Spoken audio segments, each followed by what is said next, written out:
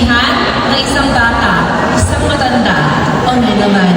Ngayong gabi, hayaan niyo pong buksan ko ang inyong mga mata sa pangyayari na pilit natin tinatalikuran gamit ang isang simpleng bangkang papel. Maestro, please. Bangka, bangka, saan ka nga ba nagmula? Bangka, bangka, ano nga bang kwento ang meron ka?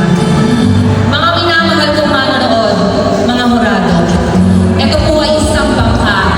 Bangka na sumisimbolo sa bawat buhay ng tao na may kanya-kanyang agos na dinadaluyan at kanya-kanyang problema. Na minsan sa ating buhay, may isang problema darating na sisirain ang ating kumpiyansa.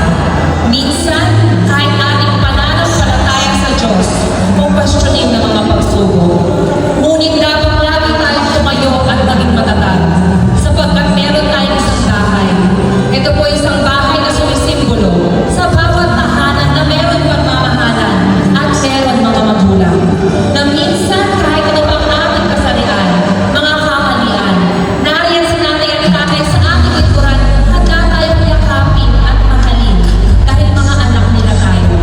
Kaya sa lahat po ng nanay na gumagayo bilang isang tatay, mga tatay na piling nagpapakananay alang-alang sa kanilang mga anak. Saludo po ko sa inyong sakripisyo para sa ating bagong henerasyon. Marahil napakaraming bata ang namumulat ng nagrereklamo. Ang tahanan po nila'y napakainit. Minsan bahay po po, simple nga lang naman. Ngunit tingin sa ating kaalaman, sa ating kapaligiran, may mga tao na walang matatawag na tahanan, natutulog sa kalsada, sa ilalim ng puno, sa gabing napakalamig. Isang dahilan na kahit ano pang iyong tinutuluyan, basta ligtas, buo at masaya ang pamilya. Magpasalamat ka. Mga kaibigan, ito po isang damit na sumisimbolo na habang lahat tayo naghahangat, nakakabili ng panibagong damit, yan lamang sa ating paligid. Makikita ng dalawa nating mga mata. May mga bata matatanda, mga nangungulubi at nakakalkal sa basurahan ng gutay-gutay na basahan, matawag lamang po nilang damit sa kanilang mga mata.